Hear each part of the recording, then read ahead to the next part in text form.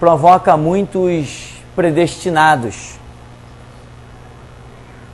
onde eu provo e menciono grandes nomes da história que fracassaram na visão espiritual e enveredaram por outros caminhos. Um deles foi o tão conhecido Calvino, né?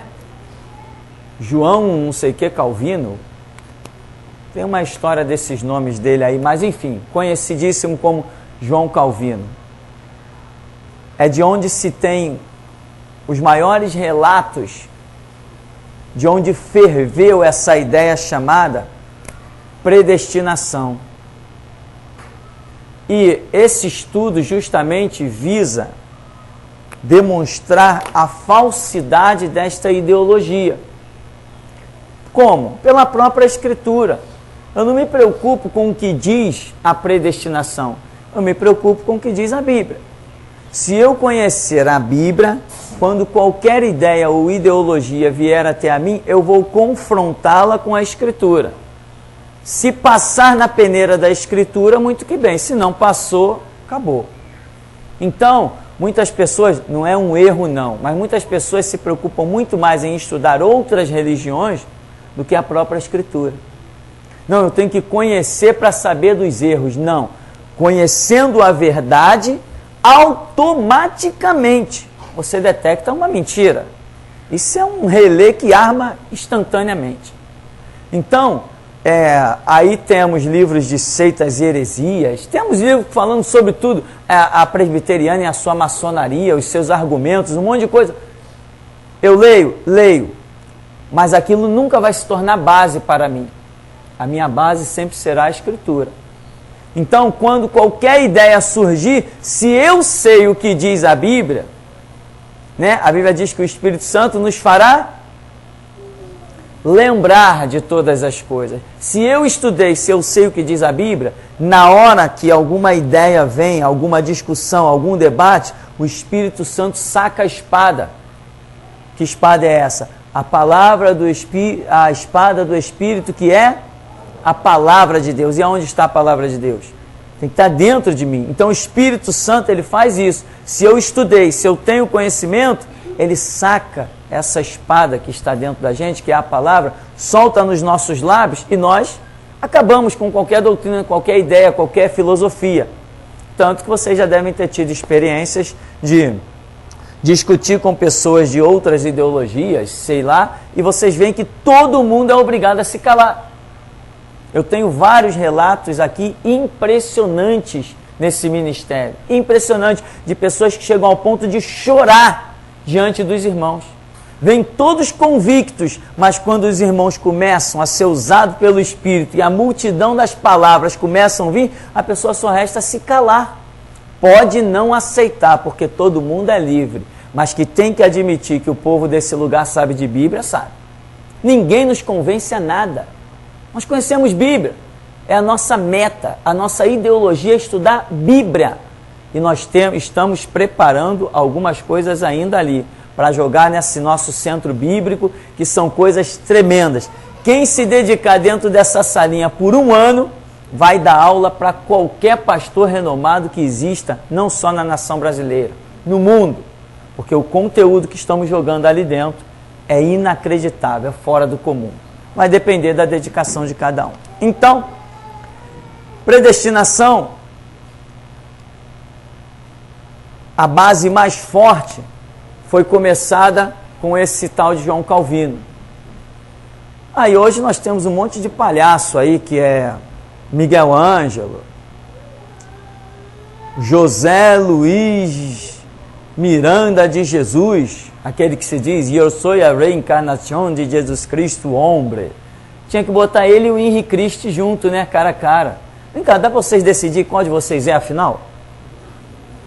Porque um diz que é a reencarnação de Jesus, o Henri também diz que é a reencarnação de Jesus, não é isso? Inclusive o Henri, na televisão, né, me contaram, que eu não vi, essa eu perdi. Disse que encontrou a reencarnação de Judas. E o camarada, não sei aonde, ajoelhou diante dele e pediu perdão por tê-lo traído. Esse mundo é uma parada. Esse mundo tem cada piada, essa é nova. Essa você não tinha ouvido ainda não. Essa é nova, não. Não foi catalogada ainda. Então, tinha que botar o INRI e o José Luiz frente a frente e perguntar, vem cá, afinal de contas, qual de vocês dois é a reencarnação de Jesus, hein? Ou será que é os dois? Então é isso aí, Jesus falou, viriam muitos, né? E enganariam a muitos. Essa gente, esse tal de José Luiz aqui, o que tem de seguidor, quer dizer, seguidor, né? Gente que vê ali um escape. A doutrina dele aceita tudo e todos. O camarada pode ser prostituta, pode ser homossexual, pode ser ladrão, pode ser o que for. Não precisa mudar nada. Deus te aceita do jeito que você é, né? Venha e fique, acabou a história. Então muita gente está se refugiando. Não tem discípulo lá, não tem realmente seguidores, mas são pessoas que estão se refugiando, mas é uma multidão muito grande.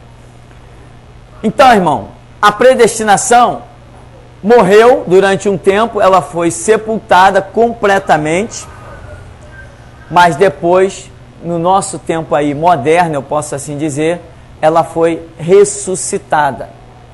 Até aquele camarada da ex da Universal, agora ele voltou para a Universal, Renato Suete, até esse homem chegou a entrar com mensagens em lampejos de predestinação, numa época em que ele esteve associado a Miguel Ângelo e a José Luiz de Miranda Jesus. Ele também, Renato Suete, mercenário nato, né, criado por Edir Macedo, ia dar o quê? Ele também pregou durante um tempo predestinação. Então, o nosso estudo visa levar a pessoa a pensar, a meditar. E com a graça de Deus, na oração, ela vai chegar à conclusão devida. Porque aqui nós não impomos ideias, nós administramos conforme aquilo que Deus nos quer dar graça em administrar. Mas a decisão é de cada um. Amém? Uma coisa é o crente da porta para dentro, outra coisa completamente diferente é o crente da porta para fora. Da porta para dentro, ninguém está questionando a sua fé, ninguém está cobrando nada de você, você aqui não apresenta atitudes A, B ou C, mas lá fora, no seu trabalho, no seu dia a dia, é lá que você vai encontrar, né?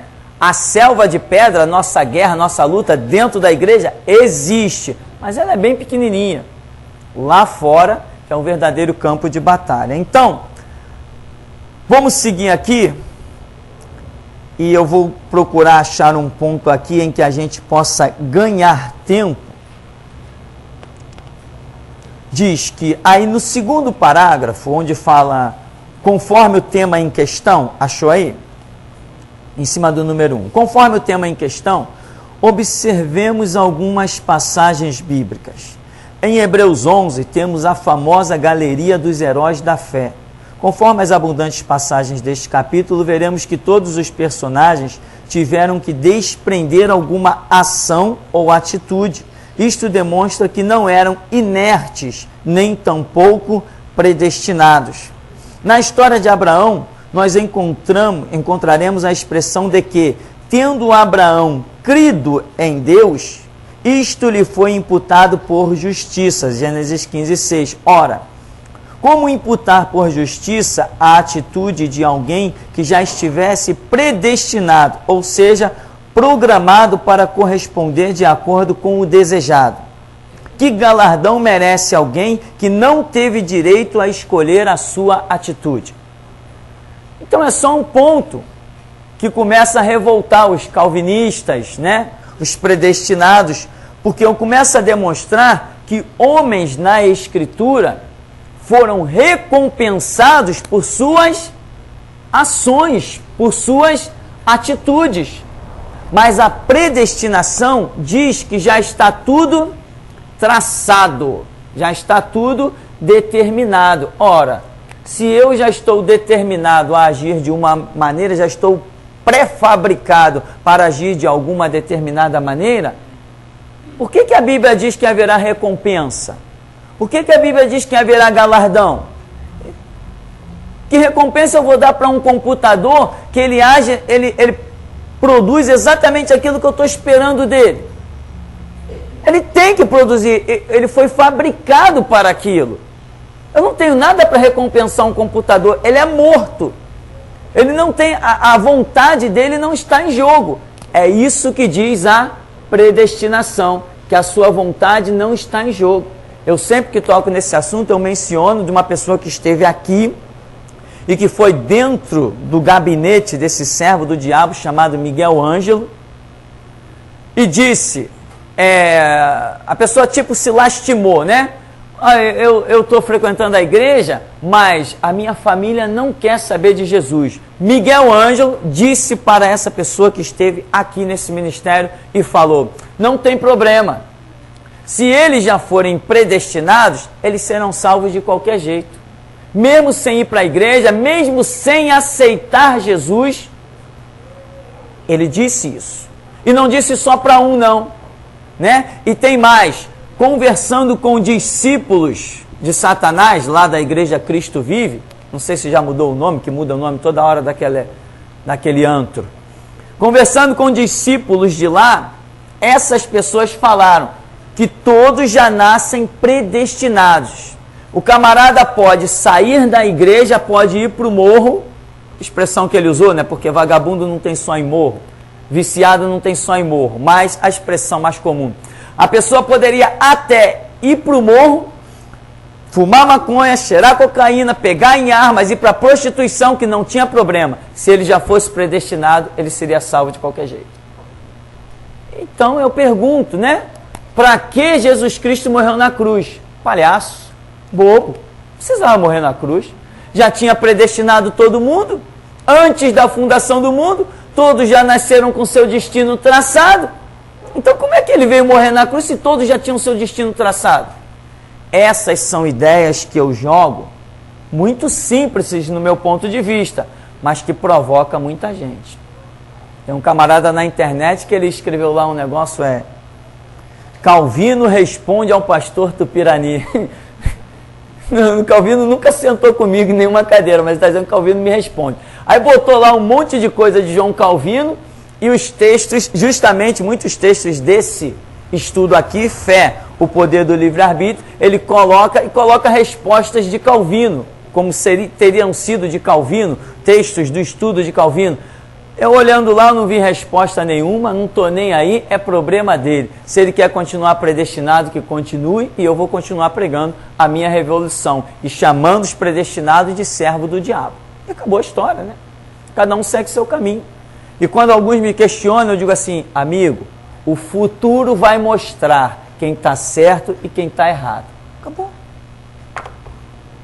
Não adianta tentar me convencer. Eu não sou homem sujeito a convencimento, porque eu não herdei um púlpito. Quem me jogou atrás de um púlpito não foi o meu papai nem o meu padrinho. Na minha família não tem sacerdote, eu sou o primeiro.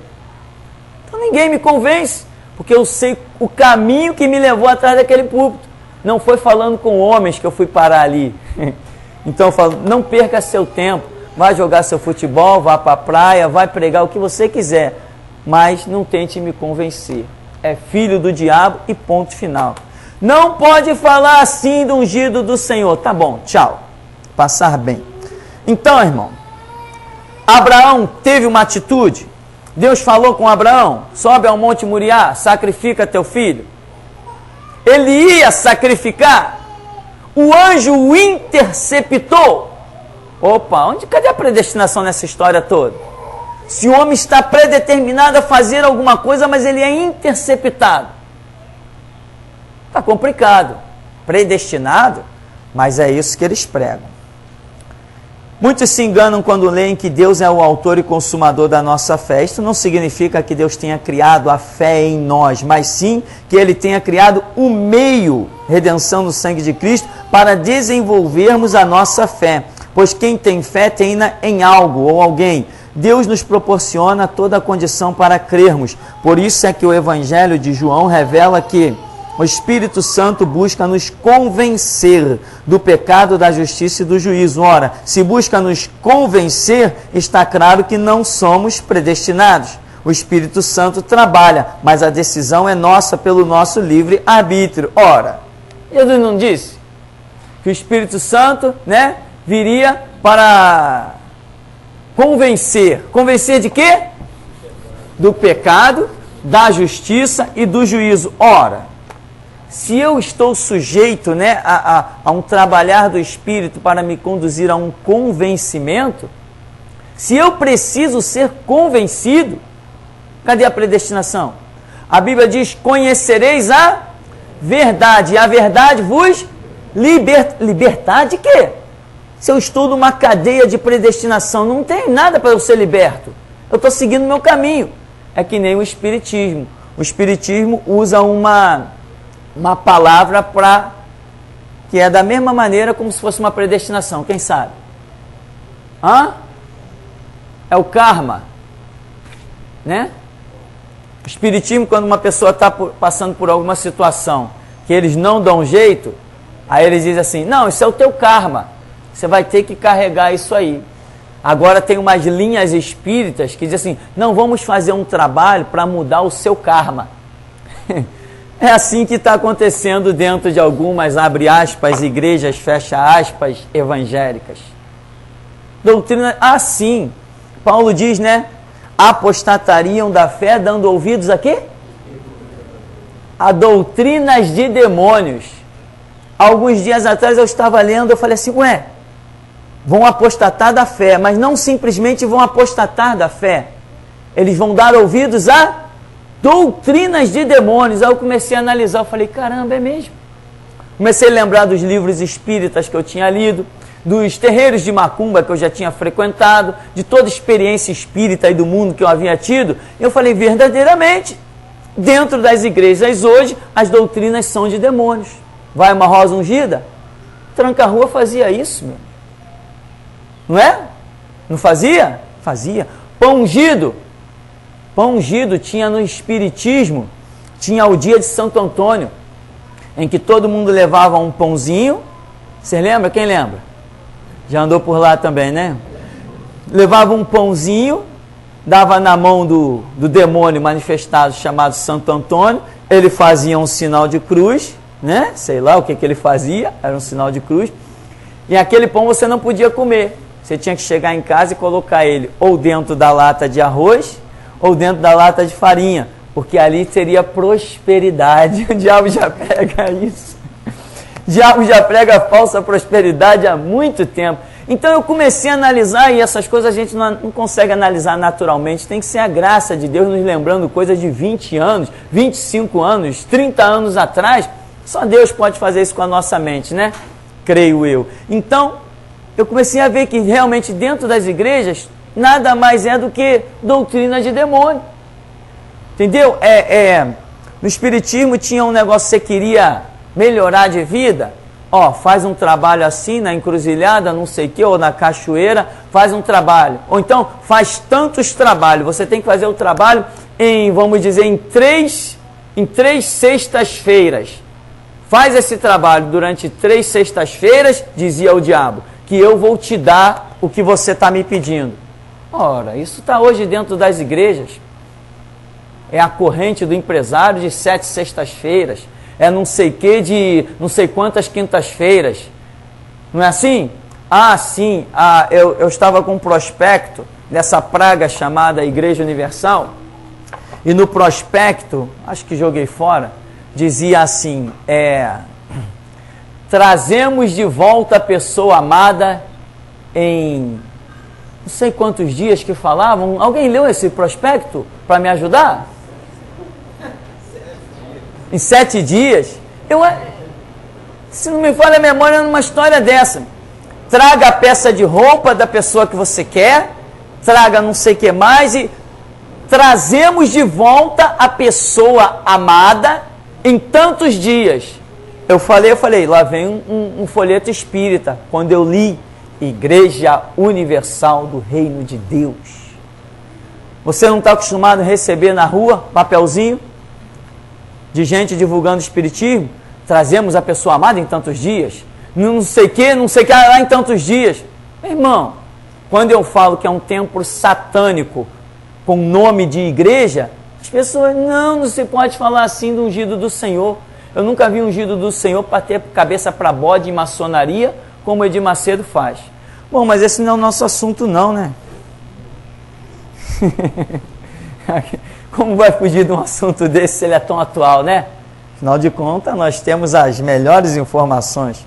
Então, irmão, você vai analisar os textos e vai ver que sempre é solicitado dos servos de Deus fé.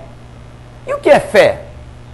Fé não é justamente quando você decide ou não decide tomar uma atitude? Não é isso que é fé? Por exemplo, eu conheci uma história, me veio aqui na memória agora, de uma irmã que ela tinha que dar o dízimo naquele mês. Aí o que ela fez? Ela pegou o dinheiro, separou, falou, domingo esse dízimo eu vou levar para a igreja. Daqui a pouco surgiu lá uma situação, ela lembrou que tinha um cheque para bater e falou, caramba, meu cheque vai bater sem fundo. E dizia ela no testemunho que o valor que tinha do cheque para bater sem fundo era exatamente o mesmo valor do dinheiro do dízimo que ela tinha em mãos. Dizia ela que era o mesmo valor. Quando ela ficou desesperada, não dormiu, passou a noite clamando, Deus, se eu não pegar esse dinheiro para cobrir o cheque, amanhã, na segunda-feira ou na terça, conforme for, não sei, eu vou ser demitida, aí eu não tenho mais emprego, aí eu não tenho mesmo mais dízimo, aí eu não tenho mais nada, Deus, eu tenho que pegar esse dinheiro e cobrir o cheque. E ficou naquela guerra. Acabou a madrugada, ela tomou atitude, eu vou dar o dízimo e seja o que Deus quiser. Pegou, domingo levou o dízimo para a igreja, entregou, na segunda-feira foi, ela tinha um emprego que não podia passar cheque sem fundo de jeito nenhum, senão era rua, demissão. E ela já foi para a empresa esperando o pior. Deveria ter ido esperando o melhor, né, irmão? Mas foi esperando o pior. Quando chega lá, o patrão cumprimenta e ela não ouve nada, tal, esperou mais um pouquinho. Quando ela foi ver, o cheque tinha batido, tinha sido coberto, e ela foi examinar por quê. Resultado, tinha saído um atrasado lá, não sei das quantas, entrou justamente naquele dia, cobriu o cheque dela e ainda sobrou dinheiro na conta. Ora, predestinação? Isso, como que nós vamos classificar isso como uma predestinação? Ela teve a atitude dela. Ela podia ter dado o dízimo ou não. Então, isso não tem nada a ver com predestinação, tem a ver com a atitude de cada um. Tanto que Pedro vem andando sobre as águas. Senhor, sou eu, não temais. Senhor, se és tu, me manda ir ter contigo. Vem. Aí diz a Bíblia que Pedro confiantemente, saltou e foi andando sobre as águas. Mas daqui a pouco ele vendo o vento que era contrário, ele temeu, duvidou e ia naufragando. Jesus deu a mão. Cadê a predestinação? Predestinação gera dúvida?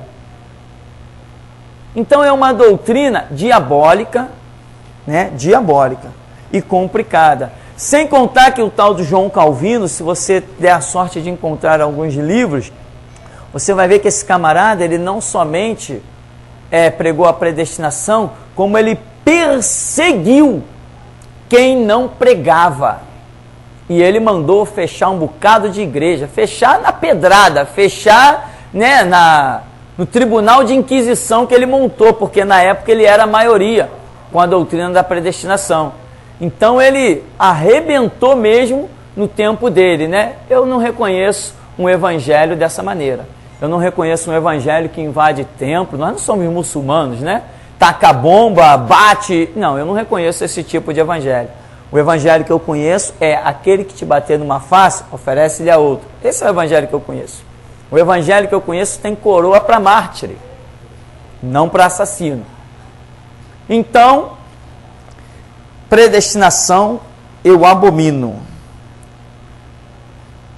Tem aí um item 2 que diz, em João 3,16, a salvação é para quem crê e não para quem está predestinado. Jesus falou, como é que está lá escrito em João 3,16? Deus amou o mundo de tal maneira que deu seu Filho unigênito para que todo aquele que nele crê. Isso não requer uma atitude nossa, não? Isso não requer uma ação nossa, não? Crer não é uma atitude minha, de crer ou não crer? A Bíblia não chama algumas pessoas de incrédulos. Incrédulo não é aquele que conhece a verdade ou o caminho, mas nega-o. Não é esse que é o incrédulo? A Bíblia salva o crente e condena o incrédulo. Salva o justo e condena o ímpio. Ora, cadê a predestinação? Então, irmão, esse estudo é para provocar os nossos adversários, porque se não pregam a verdade, acredite, são nossos adversários. Se você tiver o desejo de fazer alguma pergunta, tá? É só acenar aqui para o nosso irmão Alessandro, e ele leva o microfone até você, você pode fazer a sua pergunta, a sua colocação. Pode fazer como alguns já fizeram aqui também, que vieram aqui para me desafiar, né? Pastor, mas está escrito aqui! Entendes tu que lês?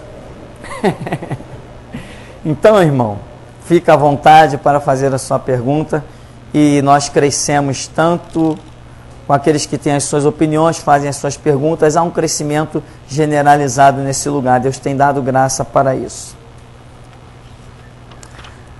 No item 3 diz, Efésios 2,8, diz que pela graça sois salvos mediante a fé. Então Efésios está dizendo, na visão de Paulo, pela graça sois salvos mediante a fé. Ora, mediante a fé. Então quer dizer, eu sou salvo, mas existe um obstáculo para a salvação. Que obstáculo é esse? É a minha fé. Ou seja, a minha fé positiva, ela me gera salvação. A minha, vou assim usar uma expressão totalmente fora do comum, uma fé negativa, seria a incredulidade. Ela me condena. Porque se eu negar o sangue de Cristo, se eu negar o sacrifício de Cristo, tem salvação para mim? Tem escape para mim? Não. Então Paulo diz, pela graça sois salvos. Graça, o que é graça?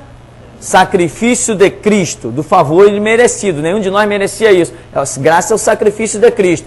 Pela graça sois salvos mediante a nossa fé. Então, a Bíblia requer ou não requer a minha atitude, a minha fé? Em todo o tempo. E Paulo mesmo entendeu isso. Interessante que ninguém se baseia nos estudos de Jesus para pregar predestinação.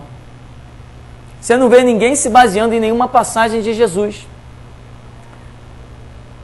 Ninguém se baseia nos profetas, pelo menos todos os estudos que eu vi, ninguém se baseia nos profetas para pregar predestinação. Todo mundo que prega predestinação se baseia exatamente em Paulo. Dizendo que Paulo pregou a predestinação. E o servo do diabo, chamado Miguel Ângelo, ele ainda chega ao ponto de dizer que o Evangelho, que está compreendido em Mateus, Marcos, Lucas e João, o Evangelho é um livro histórico para os judeus. E o verdadeiro Evangelho a ser pregado aos gentios é o Evangelho de Paulo. Mas Paulo não tem Evangelho nenhum. Paulo disse, sede meus imitadores, como eu sou de Cristo. Então ele não está apontando ele mesmo, ele está apontando alguém maior que ele, que é Cristo. Então Paulo não trouxe nenhum evangelho. Tudo que Paulo prega na Escritura, nós observamos que quando ele entra nos contextos espirituais para falar do caminho de salvação, ele simplesmente se baseia no evangelho, que é Mateus, Marcos, Lucas e João, ou seja, palavras de Jesus. Então tem alguns textos na Escritura, que inclusive eu já até acessando a internet, eu fui ver a doutrina da predestinação do servo do diabo chamado Miguel Ângelo. E a doutrina da predestinação dele está lá todinha estampada no site. É o mais absurdo. Primeiro, que está fundamentado em Paulo. Acabou. Não existe fundamento para a igreja que esteja em Paulo. Quem é a pedra angular de esquina? Quem é o fundamento de todas as coisas? Quando Pedro recebeu aquela revelação, que Jesus diz assim, não foi carne e o sangue que te revelou, mas meu Pai que está no céu, qual foi a revelação? Tu és o Cristo, tu és o Filho do Deus vivo. Quem é a base da igreja? Quem é a estrutura de igreja? Quem edificou a igreja? Jesus disse, sobre esta rocha, que era a declaração de Pedro, eu edifico a minha igreja, e as portas do inferno não prevalecerão contra ela. Ora, quem edificou a igreja? Foi Jesus. Se ele edificou a igreja, as doutrinas para a igreja podem somente vir dele e de mais ninguém. Ou você edifica alguma coisa e vai pedir para outro trazer a doutrina? Você cria uma empresa e vai pedir para outro ditar as normas? Não. Mesma coisa Jesus. Ele edificou a igreja, ele mesmo deu as normas para a igreja. E quando Jesus deu as normas para a igreja, onde estava Paulo?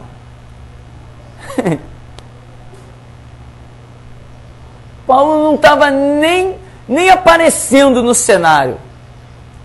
O que sabemos de Paulo é durante um tempo depois que ele entra em cenário quando ele manda apedrejar quem? Estevão. Olha quem é Paulo. Jesus já tinha ido para o céu, os apóstolos já estão tacando fogo em Jerusalém, e Paulo está ainda como um assassino. Mandou apedrejar Estevão e as vestes de Estevão foram colocadas nos pés dele. Então, Paulo vai se converter anos depois, em qual estrada? Na estrada de Damasco. Então, Paulo não está nem aí quando Jesus já tinha fundado a sua igreja. Jesus já tinha dito, ide por todo mundo e pregai o evangelho. Ora, se ele disse, vocês estão liberados, pode ir pelo mundo todo e pregar o evangelho. Então é porque o evangelho já estava completo. A doutrina do evangelho já estava encerrada. Porque Jesus está dizendo, ide pelo mundo todo pregar o evangelho, automaticamente Jesus não ia dar um evangelho incompleto. Então não seria Paulo que viria sei lá quantos anos depois para trazer uma doutrina para complementar o evangelho. Senão Jesus teria deixado a sua obra incompleta. Mas não, ele disse, ide por todo mundo pregar o evangelho, porque já estava terminada a sua ideologia, a sua visão, a sua revelação. Então, Paulo não serve de fundamento para a igreja. Não serve, doa em quem doer. Fundamento para a igreja é Cristo. Doutrina para a igreja é Evangelho de Jesus Cristo, né? Que dizia aquele insano Barack Obama, né? Que doutrina vamos usar para associar a nossa Constituição? Que doutrina vamos usar para instruir nossas crianças? O Êxodo? Gênesis? Levítico? Deuteronômio? Barack Obama é estúpido, tinha que ser o quê? Presidente. É estúpido, por isso que ele é presidente. Se não fosse tão estúpido, poderia, quem sabe, ser um sacerdote. Porque o homem não sabe que existe Antigo e Novo Testamento. E ele está, o que vamos usar? E ele, Gênesis. O que vamos usar? Êxodo, Levítico, Deuteronômio. Ele não sabe que se tem um Novo Testamento, o Antigo se tornou obsoleto? Por isso, é presidente. O que é um presidente? Eleito pelo povo. Ele não alcançou aquele cargo. Botaram ele lá. Então, para mim, um camarada insano é presidente. Manda ele fazer uma prova para presidente. Mas manda eu fazer as perguntas. Ele não passa. Então, já que o povo vai botar ele lá, pode botar. O cargo se encaixa perfeitamente nele. E ele demonstra isso na internet com as loucuras que ele fala. Mas a resposta está a caminho, tá, irmão? Já prometi e ela vai chegar. Então, meu irmão, se baseiam nos escritos de Paulo, já não tem fundamento. E outra coisa, até nos escritos de Paulo, que eles se baseiam, eles interpretam mal. Eles dão uma má interpretação aos escritos de Paulo. Por exemplo, um escrito mais usado na doutrina do satanista Miguel Ângelo é que Paulo diz assim, não poderia o Senhor fazer um vaso para honra e outro para desonra? Tá vendo? Aí diz o estúpido. Somos predestinados. Tá vendo? Uns são vasos para a honra, outros são vasos para a desonra. Ora, não é verdade, é mentira. Satanismo dentro da igreja, é mentira. Porque ele está se baseando em um verso bíblico, umzinho, que faz parte de um capítulo, que vem inúmeras coisas antecedendo e outras inúmeras coisas posteriores. Então este verso está inserido dentro de um contexto. Não se pode tirar um texto do seu contexto e usar como pretexto, como regra. Então veja bem, aqui não está escrito o que eles dizem que está escrito. Aqui não tem nada a ver com predestinação.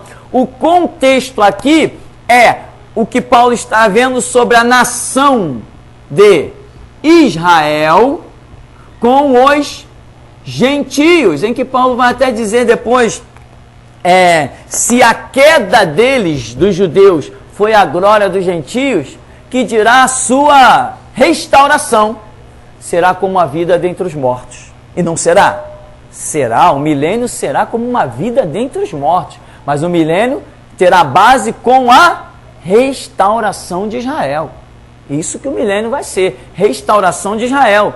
E dali, de Sião, sairá a lei para todos os povos. Jesus reinará de Sião, de Jerusalém, para todas as nações. Esse para não é para, é sobre todas as nações Jesus reinará. Então, o escrito que eles utilizam, vasos para honra, vasos para desonra, você examinando o texto, você não vai achar nada a ver com predestinação, né? Aí Paulo diz assim, Pedro diz assim, Deus segundo a sua presciência. O que é presciência? Presciência ou onisciência, ou qualquer outra palavra que possa parecer, isso aqui significa o fator de Deus, o fato de Deus saber todas as coisas. Hoje Deus sabe todas as coisas, passadas, presentes e futuras. Não há nada que venha, nenhuma formiga que venha a morrer neste mundo, que Deus não tenha isso diante dos seus olhos. Sabendo que daqui a formiga que vai morrer daqui a 10 anos, Deus sabe. Isto é onisciência. É algo que normalmente a igreja evangélica, os crentes, não conseguem conceber. Deus sabe tudo. O que você vai pensar daqui a 10 anos, Ele sabe hoje. Pô, pastor, então não somos predestinados? Não. Não somos. Sabe por quê? Um fato é Ele saber do futuro. Saber do futuro Ele sabe? Sabe. E como sabe? Sabe e como sabe. Sem sombra de dúvida, sabe todo o futuro de todos os seres, todos os animais, todas as árvores, tudo. Ele sabe o futuro. Mas predestinar alguém é outra história totalmente diferente. Me prova que Deus sabe o futuro. As profecias estão aí todo dia se cumprindo. As profecias demonstram que Deus sabe o futuro. Mas uma coisa é saber o futuro e outra coisa é determinar. Ele sabe o teu futuro. Ele te diz assim, olha, entra por esse caminho que certamente na sua vida vai haver isso, isso e isso. Se você entrar por outro caminho, vai ser isso, isso e isso. Ele sabe o futuro de toda atitude que você tomar, seja ela boa ou má. Deus conhece o fim das suas ações e das suas atitudes. Mas determinar é outra história completamente diferente.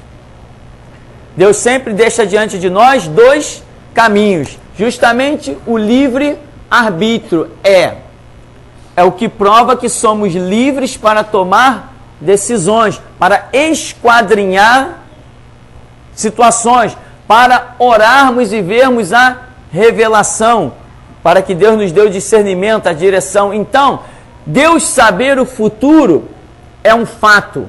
Deus determinar o futuro é outro completamente diferente. Deus não determinou o futuro. Ele sabe do futuro. Ele sabe o caminho que a humanidade vai dar.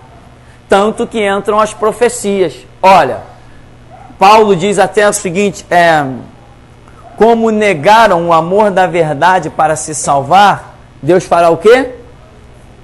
Deus lhes permitirá.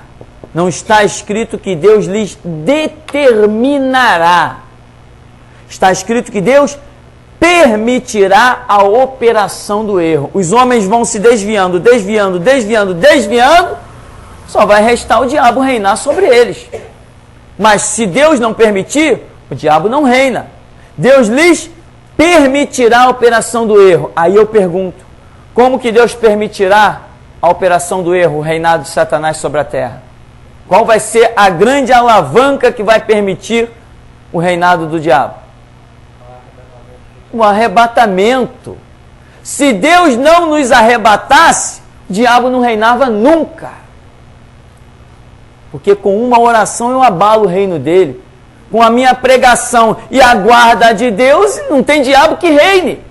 Então, quando os homens se tornam maus, Deus vai lhes permitir a operação do erro, porque eles negaram o amor de Deus em Cristo Jesus. Então Deus vai arrancar, lembra de Ló?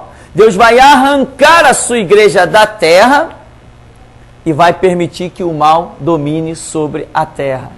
Então, isso é predestinação? Não, isso não é uma predestinação. Deus, sabendo que a humanidade vai chegar a tal ponto de tantas negruras e horrores, sabendo o futuro da humanidade, o futuro dos caminhos dos homens, ele vai então permitir, mas não está determinando. Deus não criou o homem para que o diabo reine sobre ele. Não. A Bíblia diz que o homem é a coroa da criação de Deus. Então, Deus não criou o homem para que o diabo domine sobre ele. Essa determinação, essa predestinação, nunca existiu, nem nunca existirá. Tanto que a própria visão de Paulo diz que Deus permitirá. Permissão é uma coisa e determinação é outra. Não, pode fazer, eu permito. É uma coisa. Não, eu determinei, eu quero assim. É outra história bem diferente. Temos alguma pergunta? Pastor, inclusive aqui em Deuteronômio fala, Deuteronômio 30, 15 ao 20, fala sobre que Deus propõe, no caso, a vida e a morte, o bem e o mal.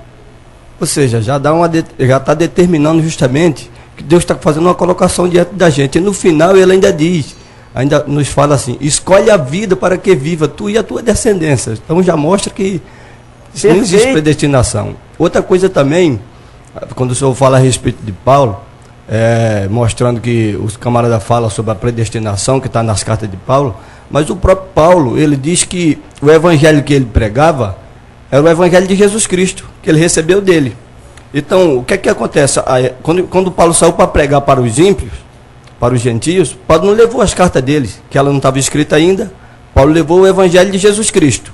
Depois de 15 anos, ou a quantidade de anos que for, Paulo escreveu uma carta dentro de uma pergunta que foram feitas para eles. Exato. Ou seja, um assunto que estava surgindo.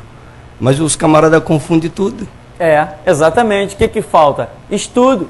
Porque o camarada é aquela velha história.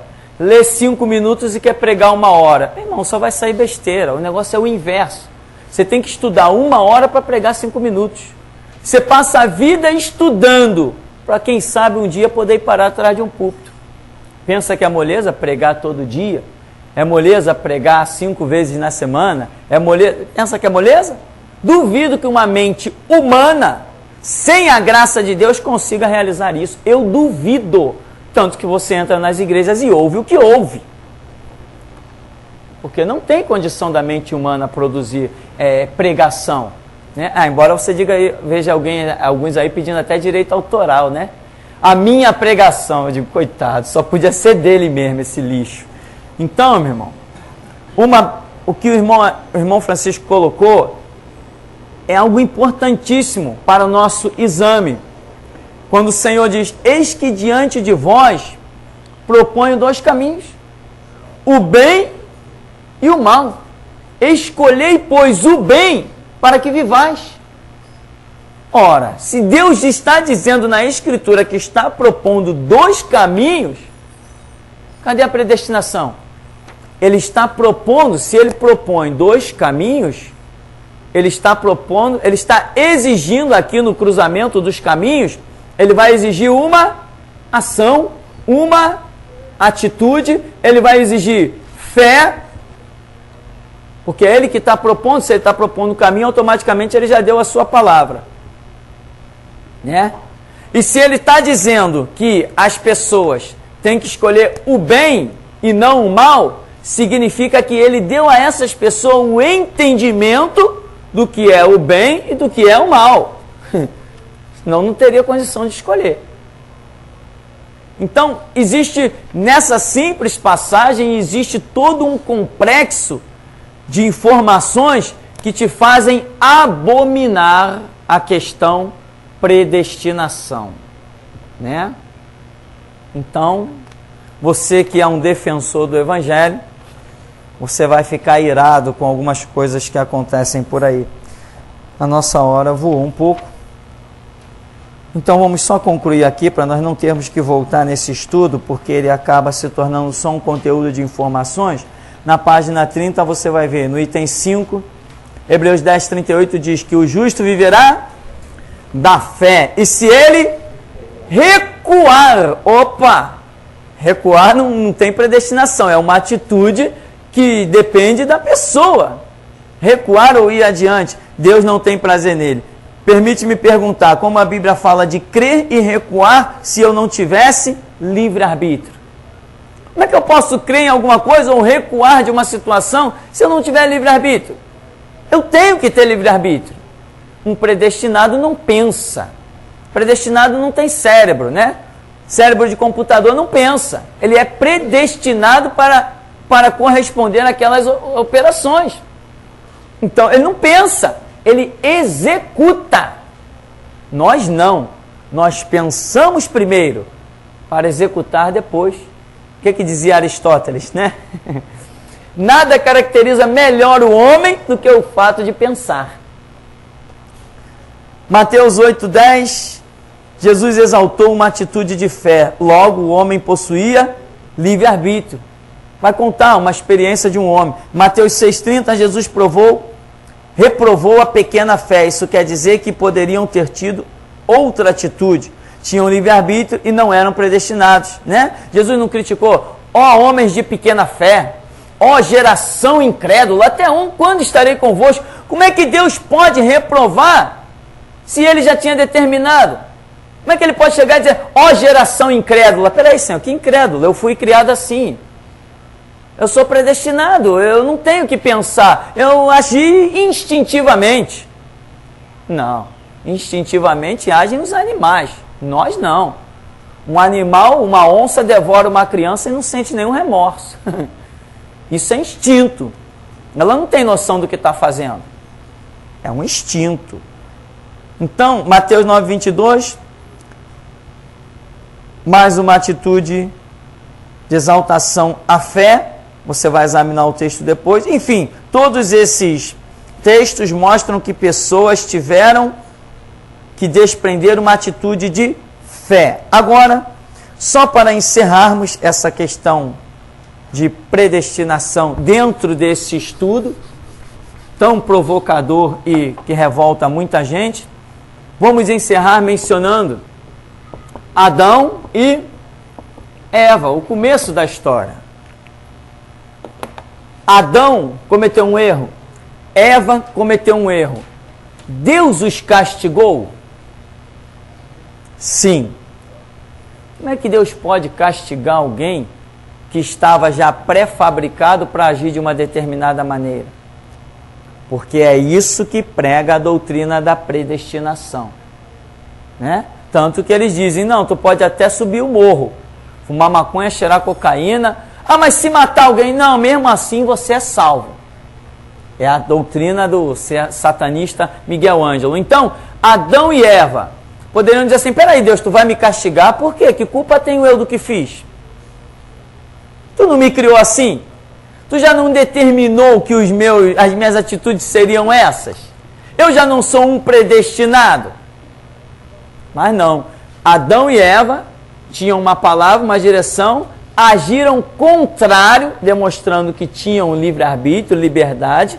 Deus os castiga. Ora, se existe, a Bíblia tanto fala de céu e de inferno, mas não diz que o céu está determinado para uns e o inferno para outros. Não. Diz que o céu está determinado para os filhos da obediência e o inferno para os filhos da desobediência. Opa! Obediência e desobediência? Cadê o livre-arbítrio? Está aí. Mas cadê a predestinação? Não existe. Não existe predestinação. Então, outra coisa, né? Mal interpretada, eu não sei se menciono no estudo. Judas. Jesus diz assim, Senhor, ninguém se perdeu senão o filho da perdição, para que se cumprisse a Escritura. Aí então, meu irmão, aí então é uma porta escancarada para aqueles que não querem estudar, não querem orar, porque aí realmente se o camarada já vem sendo alimentado com o engano da predestinação, aqui ele mergulha de vez, acabou, ele encerra a questão e não quer saber de mais nada. Judas foi escolhido como todo mundo, teve oportunidade igual a todo mundo, simplesmente teve. Mas ele resolveu trair Jesus pelas 30 moedas de prata. E examinando os textos, nós não vamos ver nenhuma predestinação. Quando Jesus usa a expressão para com Judas, chamando de filho da perdição, a palavra filho é simbologia de descendência, de continuidade de atitudes. É isso que significa ela na Escritura. Então, quando é dito filho da perdição, ora, Jesus chamou em Israel os judeus de vós tendes por pai o diabo. Ora, se eles têm por pai ao diabo, Jesus está chamando eles de filho do diabo, filho da perdição. Então, quando usa a mesma expressão para Judas, demonstra o quê? Que as atitudes de Judas eram contrárias à obra de Deus. Exatamente como ele fala para os judeus, vós tendes por pai o diabo. Se vós fosseis filhos de Abraão, faríeis as mesmas obras de Abraão. Então, Judas está fazendo uma obra do mal, traindo sangue inocente, traindo o unigênito. Então, Jesus o chama de filho da perdição. Não porque ele fosse predestinado, mas porque ele determinou ir até os sacerdotes e trair